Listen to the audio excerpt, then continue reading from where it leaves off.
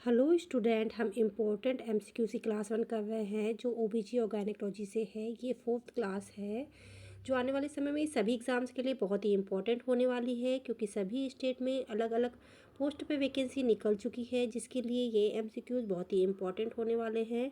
MP में इस समय ग्रुप 5 की वैकेंसी निकल चुकी है, एमएनएस की वैकेंसी निकलने वाली है। सो उन सभी एग्ज़ाम्स के लिए ये एमसीक्यूज बहुत ही इम्पोर्टेंट होने वाले हैं। सो चलिए डिस्कस करते हैं। यदि आपने हमारे चैनल को लाइक सब्सक्राइब और शेयर नहीं किया है तो जाके कर दीजिए। बेल आइकन को दबा के रखिए ताकि आने वाली सभी क्लासेस की नोटिफिकेशन आप लोगों को मिलती रहे। Now first question is which of the following is the common cause of the fetal tachycardia during labour. Okay, जो लेबर के समय में टैकीकार्डिया होता है उसका कॉमन कॉज क्या है फीटल टैकीकार्डिया का।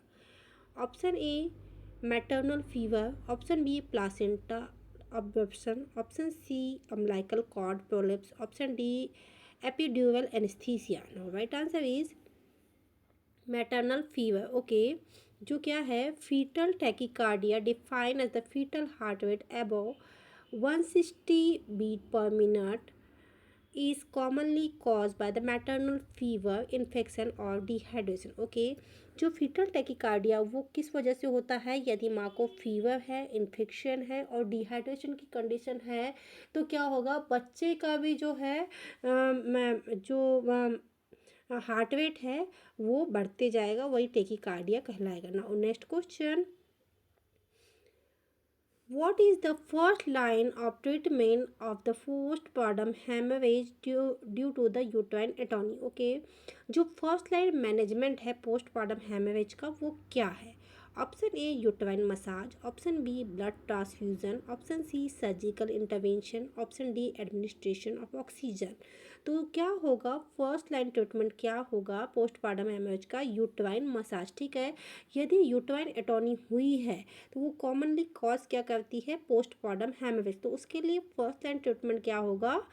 यूट्राइन मसाज देंगे। ठीक है, क्यों देंगे? Stimulate uterine contraction to help stop bleeding. Okay, किस लिए करेंगे? ये क्या हेल्प करेगा? यूट्राइन मसाज जो है वो ब्लीडिंग को स्टॉप करने में मदद करेगा। Now next question, I hope आप लोगों को समझ में आ रहा हो। Now next question, which of the following is the most common symptom of postpartum thyroiditis? Option A weight gain, option B hair loss, option C fatigue and irritability, option D abdominal pain. Now right answer is fatigue and irritability. Okay, जो postpartum thyroiditis है typically present with the symptom of fatigue, irritability and mood swing, which may be mimic sign of depression but caused by the thyroid dysfunction following the childbirth। ठीक है, जो baby होने के बाद में क्या होता है कि थायराइड इम्बैलेंस होता है वुमेन में, तो उसमें क्या सिम्टम आपको देखने को मिलते हैं? Fatigue, irritability, mood swing and depression आपको देखने को मिलेगा। Okay, now next question, which of the following the characteristic of the full term infant. Okay, जो फुल टर्म इन्फेंट है किस कैरेक्टरिस्टिक का होगा? Option A a baby weight with the less than 2500 gram, option B gestational age of 35 week, option C baby weight 2500 to 4000 kilogram gram, option D a high risk of hypoglycaemia. No right answer is, यहाँ पे क्या बोल रहा है? Full term infant क्या है? तो वो बच्चा जिसका वेट कितना होगा? 2.5 kg से लेके 4 kg तक होगा। ठीक है, तो वो बच्चा क्या कहलाएगा? फुल टर्म बेबी कहलाएगा। और इसके लिए जेस्टेशन एज कितनी होगी? 37 to 42 वीक की। Okay, next question, which of the following is the primary cause of uterine rupture during labor? Option A excessive oxytocin use, option B fetal macrosomia, option C maternal infection, option D pelvic deformities। Okay, जो uterine rupture है during labour के समय में उसके क्या कारण हैं? Now right answer is excessive oxytocin use. Okay. Most common use of excessive uterine rupture is the excessive oxytocin, especially when the use of improperly to induce labor, which can cause hyperstimulation of uterus and increase the risk of rupture. ठीक है, यदि हम एक निश्चित amount से ज़्यादा oxytocin देते हैं तो वो क्या करेगा, यूट्रस को हाइपर स्टिमुलेट करेगा। हाइपर स्टिमुलेट करेगा तो क्या होगा कि यूट्रस रप्चर होने के यानी कि चांसेस रहेंगे। So it is a right answer is excessive use of oxytocin. Next question, which of the following is a potential complication of breech delivery? ठीक है, जो ब्रिज डिलीवरी होता है उसकी कॉम्प्लिकेशन क्या है। आपको सारे क्वेश्चन देखने में सिमिलर लग रहे होंगे, लेकिन क्या होता है इसमें थोड़ा थोड़ा सा डिफरेंस होता है और हम लोग फिर यही चीज़ें क्या है एग्ज़ाम में हमारे मार्क्स कट हो जाते हैं। Option A shoulder dystocia, option B umbilical cord prolapse, option C placenta previa, option D placental abruption. Now right answer is umbilical cord prolapse. ठीक है, यदि ब्रिज प्रेजेंटेशन होता है तो मोस्ट कॉमन कॉम्प्लिकेशन क्या देखने को मिलता है आपको, अम्बिलिकल कॉर्ड प्रोलेप्स देखने को मिलता है। ठीक है, where the cord slip had for the baby potentially lead to the cord compression और फिटल डिस्ट्रेस। अब देखिए कॉर्ड प्रोलेप्स हो गया, क्या है हेड के साथ यदि कॉर्ड निकल गई तो क्या होगा, कॉर्ड यदि पहले निकल गई तो क्या होगा कि जो प्रॉपर न्यूट्रिशन है वो बेबी को नहीं मिलेगा और फीटल डिस्ट्रेस देखने को मिलेगा। और क्यों क्यों देखने को मिलेगा फीटल डिस्ट्रेस, क्योंकि कॉर्ड निकल गई है तो कॉर्ड में क्या होगा, कंप्रेशन आएगा, वो दबेगी ना, दबेगी तो क्या होगा कि फीटल को प्रॉपर नॉर्मल वो नहीं मिलेगा, ब्लड सप्लाई नहीं होगी तो उसमें फीटल डिस्ट्रेस देखने को मिलेगा। नाउ नेक्स्ट क्वेश्चन इज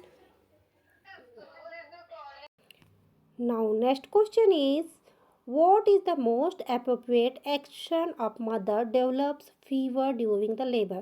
अब देखिए यदि लेबर के समय मदर को फीवर आता है तो हमको क्या एक्शन करना है। Option A administer antibiotic immediately, option B perform a caesarean section, option C monitor temperature and assist for the infection, option D immediate rupture for the membrane. Option A, now right answer is monitor the temperature and assist for the infection. Okay, क्या करना है हमको, सबसे पहले temperature assist करना है और उसके बाद में क्या करना है, इन्फेक्शन को चेक करना है। ठीक है, क्या है, fever during labour we pay monitor the investigation to determine the cause such as the infection, appropriate treatment. It may not require to antibiotic or invasive intravenous interventions like a caesarean section. इसमें caesarean section करने की कोई ज़रूरत नहीं है, हमको क्या करना है, टेम्परेचर मॉनिटर करना है। ठीक है, और इन्फेक्शन कहाँ हो रहा है ये असिस्ट करना है। Now next question, what is the primary benefit of skin to skin contact immediately after birth? ठीक है, आफ्टर बर्थ जो स्किन टू स्किन कांटेक्ट करवाते हैं बेबी से माँ को तो उसका क्या बेनिफिट होता है। Option A to promote bonding and breast feeding initiation, option B reduce the need for vaccination, option C prevent jaundice, option D stabilize the infection blood sugar level. Now right answer is promote bonding and breastfeeding initiation. Okay, skin to skin contact may be mother and baby immediately after birth, promote bonding, help stabilize the infant temperature, facilitate the initiation of breastfeeding. ठीक है, जो skin to skin contact करवाने का benefit क्या मिलता है हमको, कि बेनिफिट ये मिलता है कि जो माँ और बेबी के बीच की बॉन्डिंग है वो स्ट्रांग होती है और हमको बेस्ट फीडिंग करवाने में भी ये हो जाती है, क्या हेल्प होती है। Okay, next question, which of the following is the key indication for caesarean delivery. Option A prolonged latent phase, option B breech presentation, option C early labour, option D full dilatation of the small baby. Now right answer is विच presentation, अब हम क्यों करते हैं caesarean C section क्यों करते हैं या सी डिलीवरी क्यों करते हैं, कि इनमें से जितने भी है प्रोलॉन्ग लेट फेज ये भी नहीं आएगा, अर्ली लेबर ये भी नहीं होगा, यदि फुल डायलिटेशन होगा तो भी हम सी सेक्शन नहीं करेंगे, बट यदि ब्रिज प्रेजेंटेशन है तो हम सी सेक्शन करेंगे। क्यों करेंगे?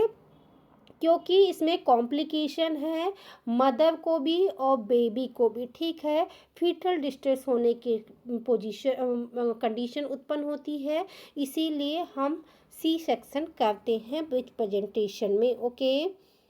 इसमें वेजाइनल डिलीवरी पॉसिबल नहीं हो पाती। Now next question, what is the most important factor in reducing the risk of postpartum depression? Option A, adequate perennial care. Option B, support from family and friends. Option C, immediate return of physical activity. Option C, cesarean section delivery. ठीक है, postpartum depression है तो क्या करेंगे उसके लिए? Support for family and friends, ठीक है। जो कहना चाहिए पोस्टपार्टम हमको क्या देखने को मिलेगा? डिप्रेशन। तो इसमें क्या है? साइकोसिस की कंडीशन उत्पन्न होती है, तो हम क्या करेंगे? देखिए, presence of social support and family friends to partners are circular in the reducing the risk of postpartum depression as help the mother cope with the emotional and physical changes earlier motherhood, ठीक है। जो motherhood के समय में है, माँ का mental status और फिजिकल स्टेटस दोनों ही वीक होता है। इस समय फैमिली फ्रेंड्स और पार्टनर के सपोर्ट की बहुत ज़्यादा ज़रूरत होती है, और यदि इस समय मदर का फिजिकल और मेंटल स्टेटस खराब हो तो पोस्टपार्टम साइकोसिस, पोस्टपार्टम डिप्रेशन की कंडीशन उत्पन्न होती है। सो राइट आंसर क्या होगा? Support the family and friends. Next question, which of the following is the common cause of oligohydramnios in the third trimester? Okay, option A, gestational hypertension. Option B, fetal renal anomalies. Option C, maternal obesity. Option D, multiple gestation. तो क्या किस वजह से ओलिगोहाइड्रोमिनास होता है third टाइमेस्टर में? तो वो होगा फीटल रीनल एबनॉर्मलिटीज, ओके। क्या है कि यदि थर्ड स्टेज में ओलिगोहाइड्रोमिनास होता है तो वो कॉमनली किस वजह से होता है कि यदि फीटल में कोई रीनल एबनॉर्मलिटीज है तो क्या होगा कि अमनियोटिक फ्लूइड का प्रोडक्शन कम होगा, जिससे ओलिगोहाइड्रोमिनास होगा। Next question, what is the term for the condition in which the placenta attached abnormally deep into the uterine wall? ठीक है, जब क्या होगा? प्लासेंटा यूट्राइन वॉल से एबनॉर्मली डीप अटैच होगा तो क्या कंडीशन होगी? Option A, placenta previa. Option B, placenta accreta. Option C, placenta abruption. Option D, placenta percreta. Now right answer is placenta accreta, ठीक है। यूट्राइन वॉल में attach तो है, बट क्या है कि एबनॉर्मली अटैच्ड है, ठीक है। तो इसमें क्या होगा? Placenta accreta is the occur when the placenta attach too deeply into the wall making the difficulties to detach after delivery increase the risk of haemorrhage, ठीक है। प्लासेंटा अकल्टा में क्या होगा? वो अटैच्ड तो होगा लेकिन इतने डीपली अटैच होगा कि डिलीवरी के बाद में उसको निकाल पाना मुश्किल होगा, जो क्या कॉज करेगा? हेमरेज कॉज करेगा। तो ये क्या हुई? एक एबनॉर्मल कंडीशन हुई। Now next question, what is the most important factor in preventing neonatal infection? Option A, routine antibiotic administration. Option B, hand hygiene and proper sanitation. Option C, administration of vitamin K. Option D, avoiding breast milk. Now right answer is hand hygiene and proper sanitation, okay. क्या है? Most effective way to prevent neonate infection, protection, good hand hygiene and maintenance proper sanitation, particularly when the handling the newborn, ठीक है। यदि कोई newborn है उसको यदि infection से बचाना है तो हैंड हाइजीन क्या है? बेस्ट मेथड है, okay. Next question, what is the recommended intervention for manage card polyps. Okay, card polyps को मैनेज करने के लिए इंटरवेंशन क्या है? Option A immediate perform the immediate cesarean section. Option B, apply fundal pressure. Option C, place the mother in the lithotomy position. Option D, wait for spontaneous delivery. Now right answer is perform an immediate cesarean section. ठीक है, यदि cord polyps है तो हमको क्या करना है? C section immediately करना है। क्यों?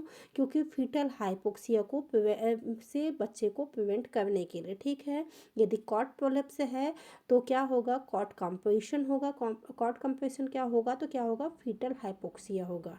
Now next question, what is the appropriate response if the newborn is not breathing immediately after birth? ठीक है, यदि आफ्टर बर्थ बच्चा ब्रीथ नहीं कर पा रहा है तो हमको अप्रोप्रिएट रिस्पॉन्स क्या करना है? Option a being resuscitation with positive pressure ventilation. Option be monitor close for the 10 to 15 minute. Option C, apply oxygen via mask. Option D, administer medication. Now, right answer is being resuscitation with positive pressure ventilation. क्या है कि यदि बच्चा breathe नहीं कर पा रहा है आफ्टर बर्थ तो इमिडिएटली हमको क्या करना है? रिसक्सिटेशन करना है पॉजिटिव प्रेशर वेंटिलेशन के बाद में। तो she should be being immediately ensure the baby receiving oxygen. Okay, next question, which of the following is the common side effect of the epidural anesthesia during labor? Option A, nausea and vomiting. Option B, tachycardia. Option C, hypotension. Option D, high fever. Now right answer is hypotension. Okay, hypotension is the common side effect of epidural anesthesia as it can cause the vasodilatation and decrease in blood pressure, which may be required fluid administration and medication to manage. Okay, क्या करेंगे? जो hypoxia है, epidural anaesthesia है, उसका common side effect क्या है? Hypotension. Hypotension होगा तो हम क्या करेंगे? फ्लूइड एडमिनिस्टर करेंगे और मेडिकेशन देंगे। Now next question, what is the most effective way to assist fetal wellbeing during labour? Option A maternal blood pressure monitoring. Option B observing of fetal movement. Option C fetal heart rate monitoring. Option D maternal temperature monitoring. ठीक है, हमको यदि fetal wellbeing को check करना है labour के समय तो हम क्या करेंगे? Now right answer is fetal heart monitoring. Okay, continuous fetal heart monitoring to provide the most direct and effective way to assist fetal well-being during labor as it can detect sign of fetal distress and hypoxia. Okay, now next question, what is the primary purpose of an episiotomy during childbirth? Okay, जब हम child birth के समय में एपिजोटॉमी देते हैं उसका purpose क्या होता है? Option A to increase the determine of the birth canal. Option B to prevent uterine rupture. Option C to prevent perineal tear. Option D to shorten the duration of labour. Now right answer is to prevent perineal tear. Episiotomy का main purpose यही होता है कि to prevent perineal tier. यदि हम एपिजोटॉमी नहीं करते हैं तो और यदि बेबी का हेड लार्ज है तो क्या होगा? वो इजीली पास आउट नहीं होगा। और यदि हम एक पर्टिकुलर जगह पे इंसिजन नहीं करते हैं तो वो कहीं से भी पेरिनियम टीयर होगी जिसको हील करने में बहुत ही दिक्कत होगी। इसीलिए हम क्या करते हैं कि एक परमानेंट जगह पे जहाँ पे भी एपिजोटॉमी करना है मीडियोलेटर या फिर जो लेटरल पोजीशन में है हम करते हैं और जिससे क्या होगा? पेरिनियम टीयर उसको प्रिवेंट किया जाता है। Now next question, what is the appropriate management of newborn with hypoglycaemia? Option A immediate breast feeding और formula feeding. Option B administration of intervention glucose. Option C monitoring only with no intervention. Option D use of glucose gel. Now right answer is immediate breast feeding और formula feeding, ठीक है। क्या है, hypoglycaemia है baby को, तो हम क्या देंगे, इमीडिएट ब्रेस्ट फीडिंग करवाएंगे या फिर फॉर्मूला फीडिंग देंगे, किस लिए, हाइपोग्लाइसेमिया से प्रिवेंट करने के लिए। Now next question, what is the most common cause of late declination in the fetal heart rate? Option A, umbilical cord prolapse. Option B, uterine contraction leading to the placental insufficiency. Option C, fetal hypoxia due to the maternal hypotension.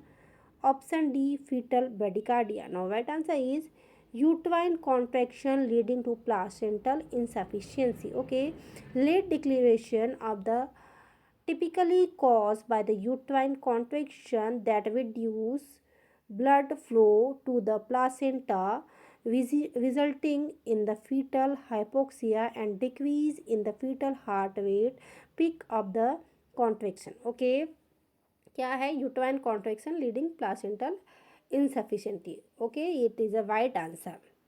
Next question, what is the most effective way to prevent neonatal hypothermia? Option A, swaddle the infant in warm blanket.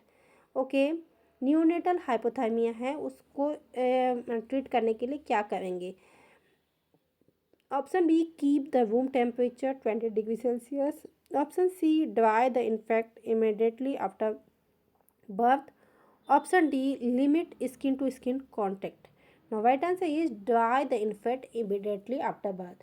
यदि जो baby है वो hypothermia में जा रहा है after birth, तो हम क्या करेंगे, हम सबसे पहले ड्राई करेंगे इन्फेंट को after birth. Okay, dry the infant immediately to prevent loss of exposure, maintain the body temperature, skin to skin contact aids warming to baby. Okay, ये सारी चीज़ें करेंगे। हम सबसे पहले क्या करेंगे, बेबी को ड्राई करेंगे, उसके बाद में हम क्या करेंगे, स्किन टू स्किन कॉन्टैक्ट करेंगे ताकि वार्म हो जाए baby. Now next question, which of the following is the common complication of prolonged labour? Option A, uterine rupture. Option B, fetal distress. Option C, postpartum hemorrhage. Option D, preeclampsia. Now right answer is fetal distress. जितना लंबा labour का duration चलेगा उतना ही ज़्यादा fetal distress होगा, क्योंकि oxygen supply नहीं हो पाएगी, यूट्राइन एक्सक्रीशन होगा। ठीक है, तो वो क्या करेगा, fetal distress. Next question, which of the following is indication of vacuum assisted delivery? ठीक है, वैक्यूम असिस्टेड डिलीवरी है, उसके इंडिकेशन क्या होंगे? Option A, maternal execution. Option B, fetal distress with adequate cervical dilatation. Option C, which presentation. Option D, shoulder dystocia. Now right answer is fetal distress with adequate cervical dilatation. Okay, क्या होगा, vacuum delivery हम कब करेंगे, fetal distress with adequate cervical dilatation.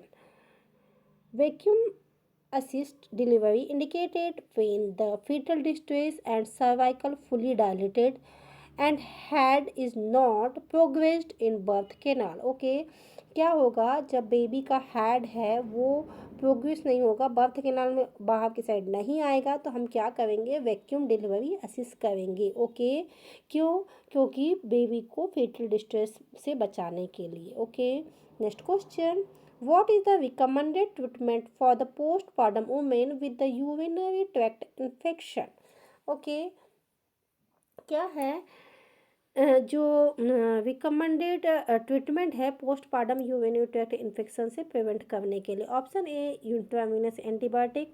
Option B, oral antibiotic. Option C, diuretics. Option D, no treatment as UTI resolve naturally. No right answer is oral antibiotic. ठीक है, urinary tract infection से बचाने के लिए हम क्या देंगे, oral antibiotics. Okay, next question, what is the most common cause of postpartum hemorrhage in first hours after delivery? ठीक है, फर्स्ट आवर्स आफ्टर डिलीवरी के पोस्टपार्टम हेमरेज होता है, तो उसके क्या कारण हो सकते हैं? Option A, uterine atony. Option B, cervical dilatation. Option C, placenta accreta. Option D, retain placenta. Now right answer is Most common cause of postpartum hemorrhage is uterine atony. Okay, it is the most common cause. Next question. What is the normal range for the fetal heart rate during labor? अब यहाँ पे बात क्या हुई? During labour की बात हो रही है. Option A 110 to 130 beat per minute, option B 120 to 160 beat per minute, option D 100 to 120 beat per minute, option D 160 to 180 beat per minute. Now right answer is 120 to 160 beat per minute. Okay. Fetal heart rate pattern outside this range में indicated the fetal distress. ठीक है, यदि इस range के up down होती है कहना चाहिए हार्ट रेट, तो क्या होगा? फीटल डिस्ट्रेस को इंडिकेटेड करेगी. Next question. Which of the following की risk factor for placenta previa? Placenta previa है तो उसके रिस्क फैक्टर क्या है? Option A previous caesarean section, option B adequate maternal age, option C multiple gestation, option D all of the above. So right answer is all of the above.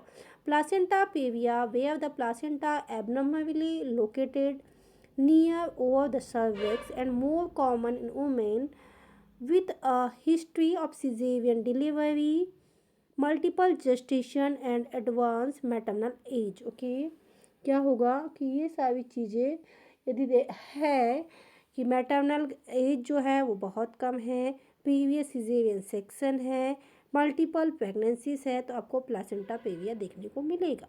Now next question.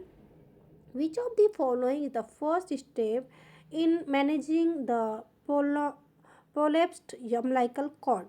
Option A administer oxygen to mother, option B perform the emergency cesarean section, option C insert the sterile gloves and resolve the cord pressure, option D apply pressure to cervix. तो क्या होगा? insert the sterile gloves and relieve cord compression. ठीक है, क्या करेंगे? एक gloves लेंगे और क्या करेंगे? अम्बिलिकल कॉर्ड को इंसर्ट करेंगे और उसके कंप्रेशन को कम करेंगे. नाउ क्या है? When the umbilical cord prolapse the immediate action to relieve compression to cord, managing elevation or presenting part, insert sterile gloves into the vagina to prevent further compression until delivery. Okay, जो मैंने हिंदी में बताया वही चीज़ English में लिखी हुई है. Now next question. What is the recommended course of the action for managing placenta previa? Placenta previa को कैसे मैनेज करना है? Option A bed rest and observation, option B earlier detection indication to labour और caesarean section, option D administer of corticosteroid, option D use of anti-hypertensive medication only. Now right answer is early indication and labor cesarean section. तो हम क्या करेंगे? Early indication है यदि 37 week का gestation complete कर चुकी है मदर, तो हम क्या करेंगे? हम सिजेरियन सेक्शन करवा के हाइपरटेंशन में सी सेक्शन को करवा के फर्दर कॉम्प्लिकेशन से मदर और बेबी को प्रिवेंट करेंगे. ओके, फर्दर कॉम्प्लिकेशन क्या होता है? सीजर आने के चांसेस रहते हैं, तो हम क्या करते हैं? सी सेक्शन करके इसको कंप्लीट करते हैं. Now next question. What is the recommended action when a postpartum woman present in fever at 38 degrees Celsius 100.4 Fahrenheit? ठीक है, यदि कोई मदर है, पोस्टपार्टम वुमेन है, उसको क्या होगा? फीवर हो रहा है, तो हम क्या करेंगे? Option A monitor temperature for the 24 hour, option B administer antibiotics and clinical suspicious, option C wait for the spontaneous resolve, option D immediate perform pelvic examination. Now right answer is administer antibiotic based on the clinical suspicious. ठीक है, यदि fever है mother को तो हम क्या करेंगे? Antibiotic देंगे ठीक है, क्योंकि कहीं न कहीं इन्फेक्शन हो रहा है, इसीलिए फ़ीवर हो रहा है, तो हम क्या करेंगे, एंटीबायोटिक देंगे और फर्दर इंटरवेंशन के लिए वेट करेंगे। ओके, कि फ़ीवर उतर जाए, इस चीज़ का वेट करेंगे और बार-बार हम लोग टेम्परेचर उसका चेक करते रहेंगे, ऑब्ज़र्वेशन में रखेंगे। ये हमारा क्या होगा, इसका क्लिनिकल इंटरवेंशन होगा। सो स्टूडेंट, ये थे बहुत ही इम्पोर्टेंट ओबीजी के एमसीक्यूज़। अभी और रिमेनिंग क्वेश्चन बचे हुए हैं जो हम क्लास वाइज डिस्कस करते रहेंगे। इसमें भी बहुत सारे एमसीक्यूज डिस्कस करने के बाकी हैं। सो प्लीज़ आप हमारी क्लास में बने रहिए। यदि आपने हमारे चैनल को लाइक, सब्सक्राइब और शेयर नहीं किया है तो जाके कर दीजिए। बेल आइकन को दबा के रखिए ताकि आने वाली सभी क्लासेस की नोटिफिकेशन आप लोगों को मिलती रहे। Thank you for watching.